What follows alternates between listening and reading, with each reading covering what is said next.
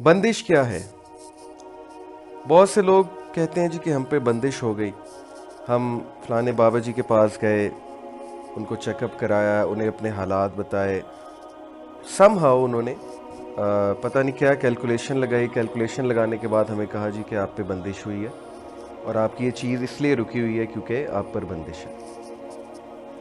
देखें, इससे पहले कि हम बंदिश का कॉन्सेप्ट समझें, बहुत ज़रूरी है कि हम तकदीर का कॉन्सेप्ट समझें। तकदीर के कॉन्सेप्ट के हवाले से मैं आपको बताता चलूँ कि हदीस है नबी अकरम सल्लल्लाहु अलैहि वसल्लम की कि अल्लाह रब्बुल आलमीन ने जब क्रिएशन बनाने से पहले 50,000 साल पहले पेन को बनाया, वो कलम जिसने हर चीज़ लिखनी थी, तो अल्लाह ने कलम को हुक्म दिया कि सब कुछ लिख दो।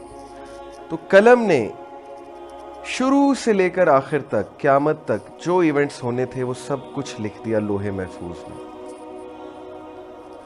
अब यहाँ से एक कॉन्सेप्ट जिसके बारे में आप कंफ्यूज हो सकते हैं, आपके जहन में सवाल आ सकता है कि अगर हर चीज़ लिखी हुई है तो फिर हम क्या कर रहे हैं? फिर तकदीर चेंज होने वाली जो हदीस है कि दुआ से तकदीर चेंज होती है, सदक़े से तकदीर चेंज होती है, उम्र बढ़ती है, रिश्तेदारियाँ निभाने से, सिला रहमी करने से, तो फिर उस हदीस का क्या? तो यहाँ पे मैं आपको बताता चलूँ कि लोहे महफूज बेसिकली मास्टर रिकॉर्ड है। लोहे महफूज में हर चीज़ लिखी हुई है, महफूज है। ये भी लिखा हुआ है कि ये शख्स दुआ करेगा इस मौके पे, इसकी दुआ से तकदीर इसकी तब्दील होगी, या ये शख्स ये नेकी करेगा या ये काम करेगा जिसकी वजह से इसका रिस्क बढ़ेगा या रिस्क घटेगा, या ये शख्स जो है कोई रिश्तेदार से सिला रहमी करेगा, उसकी उम्र बढ़ेगी, वगैरह वगैरह। ये हर चीज़ लोहे महफूज में लिखी हुई है।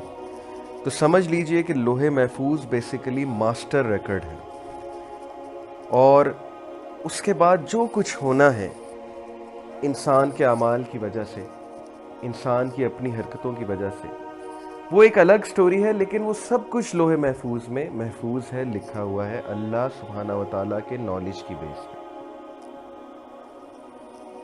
तो जब कोई शख्स ये क्लेम करता है जी कि आप पर बंदिश हुई है, तो आप जानते हैं वो कितना बड़ा क्लेम कर रहा है।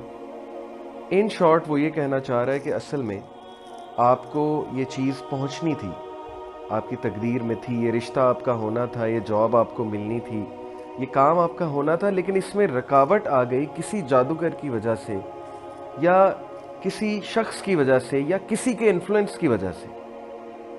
आप सोच सकते हैं कितना बड़ा क्लेम है। अल्लाह अकबर।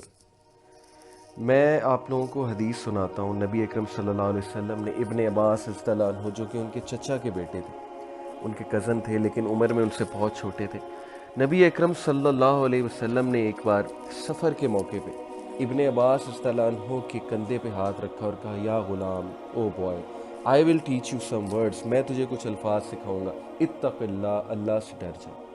पहले अल्फाज, अल्लाह से डर जा, and Allah will take care of all your matters, Allah तेरे तमाम मैटर्स को अपने हाथ में ले लेगा। दूसरी बात, जान ले कि अगर अल्लाह ने तेरे लिए कुछ अच्छा लिखा है तो पहुंच के रहेगा, चाहे पूरी कायनात जमा हो जाए उसको रोकने के लिए। और अगर अल्लाह ने तेरे हक में कोई शर, कोई मुसीबत, कोई तकलीफ लिखी है तो वो भी पहुंच के रहेगी, चाहे पूरी दुनिया उसको रोकने के लिए जमा हो जाए। The pen has written and the ink has dried. Allah अकबर। कलम लिख चुका और इंक ड्राई हो चुकी। क्या पता लगता है हमें इस हदीस से? अल्लाह की पावर, अल्लाह की सुप्रीम अथॉरिटी, अल्लाह की मैजेस्टी। जब अल्लाह ने कोई चीज़ देनी है तो किसकी जुर्रत है, कौन है उसको रोकने वाला? जब अल्लाह ने कोई तकलीफ़ पहुंचानी है, जब अल्लाह ने हमें टेस्ट करना है, कोई ट्रायल आना है हम पे, तो किसकी जुर्रत है उस टेस्ट और ट्रायल को रोक दे? सिर्फ अल्लाह की डिस्क्रिशन है। Everything is in Allah's control. हर चीज अल्लाह रब्बुल आलमीन के कंट्रोल में है। अल्लाह ही सुप्रीम अथॉरिटी है। अब आप सोचिए कि जो ये क्लेम करता है आप पे बंदिश हुई है, वो कितना बड़ा क्लेम कर रहा है, कितना बड़ा इल्ज़ाम लगा रहा है अल्लाह पे, और किस बेसिस पे? उसके पास क्या सबूत है आप पे बंदिश हुई है? उसने किस तरह से देखा कि तकदीर में आपको ये चीज़ मिलने वाली थी लेकिन ये नहीं मिली? खुदारा, ये सब अकीदे की कमज़ोरी है। बंदिश का कोई कॉन्सेप्ट शरिया में नहीं है। सिर्फ इंसान के अपने आमाल होते हैं, सिर्फ इंसान की अकीदे में अपनी ख़राबियाँ होती हैं, अल्लाह रब्बुल आलमीन पे तवक्ल की कमी होती है, जिसकी वजह से अल्लाह इंसान को बार बार याद दहानी कराने के लिए कुछ मुश्किलें भेजता है। लेकिन ये याद रखिए कि अगर अल्लाह ने आपको कुछ देना है तो 100% पहुँच के रहेगा।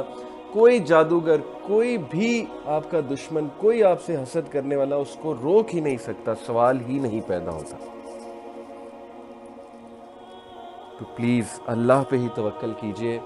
इट्स ऑल अबाउट तवक्ल ऑन अल्लाह। मैंने कई लोग देखे, देखे सीरत से हमें क्या सबक मिलता है। दुनिया एक तरफ, नबी अकरम सल्लल्लाहु अलैहि वसल्लम की ज़ात एक तरफ, कोई कसर नहीं छोड़ी उन्होंने, डिफेम उन्होंने किया, हर तरह से उन्होंने साजिश की, रैली हो गए, इकट्ठे मिल गए नबी अकरम सल्लल्लाहु अलैहि वसल्लम के खिलाफ साजिशें करने में, उनको रोकने में, फिजिकली, मेंटली, साइकोलॉजिकली हर एंगल से आए।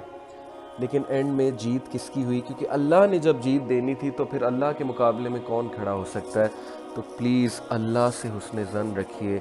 जब बंदा ये कहे, कोई भी बंदा, कि आप पे बंदिश हुई है, अल्लाह अकबर, वो इनडायरेक्टली आपको अल्लाह से बदजन कर रहा है। वो आपको ये कहना चाह रहा है कि आप पहली बात यही सोचेंगे ना कि मैं तो इतने ज़िक्र अज़कार करता हूँ, नमाज़ पढ़ता हूँ, तहज्जुद भी पढ़ता हूँ, इसके बावजूद मेरे साथ ये क्यों हुआ? तो इनडायरेक्टली आपके थॉट्स कहाँ जाएंगे? आप ये सोचेंगे कि यार अल्लाह ने ऐसा क्यों किया, नाउज़ बिल्लाह मिन ज़ालिक। बहुत जुल्म करते हैं ये लोग जो कहते हैं कि आप पर बंदिश हुई है।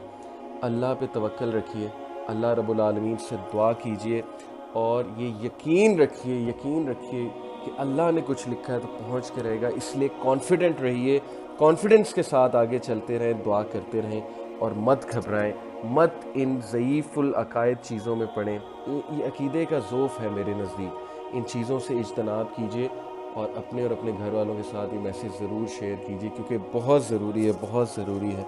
इस छोटे से माइंडसेट की वजह से ज़िंदगियाँ तबाह हो जाती हैं और हम ज़िंदगी में बहुत पीछे रह जाते हैं।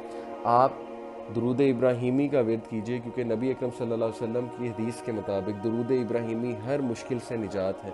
और इस्तग़फ़ार बहुत ज़्यादा कीजिए और कॉन्फिडेंट रहिए और मत ये सोचें कि मुझ पर बंदिश हुई है या मेरी ये चीज़ रुक गई है फ़लाने और फ़लाने की वजह से। अल्लाह चाहे तो हर चीज़ हो सकती है और अल्लाह ने कोई चीज़ रोकनी है तो वो रोक भी देंगे। तो अल्लाह की तरफ रुजू करना चाहिए। जज़ाकल्लाह खैर। अस्सलामु अलैकुम व रहमतुल्लाहि व बरकातुहू।